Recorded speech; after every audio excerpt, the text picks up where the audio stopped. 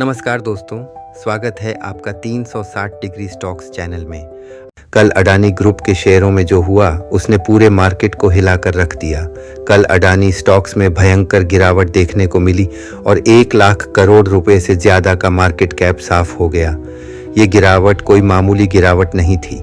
2% नहीं, 5% नहीं, बल्कि 13 से 14% का क्रैश एक ही दिन में देखने को मिला। यानी कल 23 जनवरी 2026 को अडानी ग्रुप के निवेशकों को बहुत बड़ा झटका लगा। अब सवाल ये है कि आखिर ऐसा क्या हुआ, मार्केट इतना क्यों डर गया और अचानक इतनी ज़्यादा सेलिंग क्यों शुरू हो गई। तो इस पूरे मामले को समझने के लिए हमें एक बहुत ज़रूरी टर्म समझनी होगी।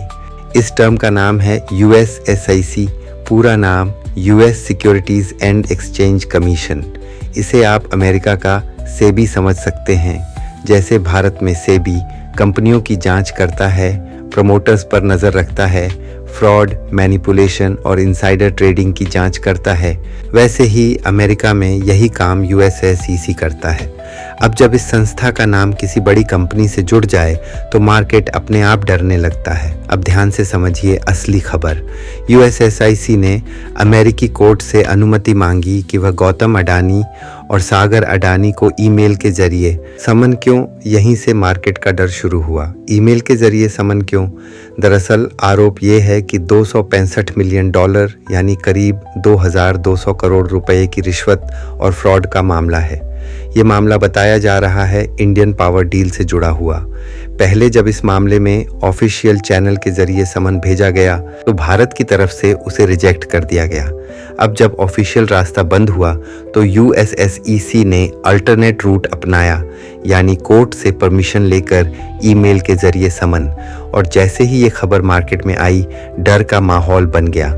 मार्केट ने सोचा अगर केस लंबा चला, अगर इंटरनेशनल लेवल पर लीगल प्रॉब्लम बढ़ी, अगर बिजनेस पर असर पड़ा तो शेयरों पर दबाव आ सकता है। मार्केट हमेशा भविष्य के डर पर रिएक्ट करता है, न कि तुरंत फैक्ट पर। इसी डर की वजह से पैनिक सेलिंग शुरू हो गई। अब ज़रा गिरावट के आंकड़े देखिए। अडानी ग्रीन 12 से 14% डाउन, अडानी एंटरप्राइजेस 8 से 11% डाउन, अडानी पोर्ट्स 5 से 8% डाउन, अडानी पावर 5 से 10% डाउन, यानी पूरा अडानी ग्रुप रेड जोन में चला गया। अब यहाँ एक और ज़रूरी बात समझिए। अडानी ग्रुप ने इन सभी आरोपों को साफ तौर पर नकारा है। कंपनी का कहना है कि आरोप बेबुनियाद हैं, लीगल प्रोसेस का सामना किया जा रहा है और बिजनेस पर कोई असर नहीं है। यानी फिलहाल मामला कोर्ट और लीगल प्रोसेस में है। याद रखिए, मार्केट पहले इमोशन पर चलता है, बाद में फैक्ट चेक करता है। जब डर आता है तो बड़े से बड़ा निवेशक भी पहले सेल बटन दबाता है और बाद में सोचता है। इसी को कहते हैं पैनिक सेलिंग। अब सबसे बड़ा सवाल, आप क्या करेंगे? होल्ड करेंगे या एग्जिट? अगर आप शॉर्ट टर्म ट्रेडर तो वोलेटिलिटी बहुत ज़्यादा है। अगर आप लॉन्ग टर्म निवेशक हैं तो आपको इमोशन से नहीं, फैक्ट से फैसला लेना होगा। हर गिरावट हमेशा बुरी नहीं होती, लेकिन हर गिरावट में रिस्क ज़रूर होता है। अगर हम हिस्ट्री देखें तो अडानी ग्रुप में टाइम टू टाइम ऐसे झटके आते रहे हैं। कभी रिपोर्ट, कभी एलिगेशन, कभी इंटरनेशनल न्यूज़, और हर बार मार्केट पहले गिरता है फिर धीरे धीरे स्टेबल होता है। तो पूरी कहानी क्लियर कट है। न्यूज़ आई, डर फैला, पैनिक सेलिंग हुई, शेयर टूटे। अब आगे क्या होगा ये पूरी तरह लीगल प्रोसेस और मार्केट सेंटीमेंट पर डिपेंड करेगा।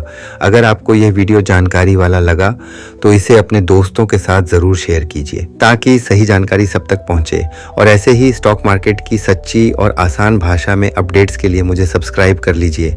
धन्यवाद। जय हिंद।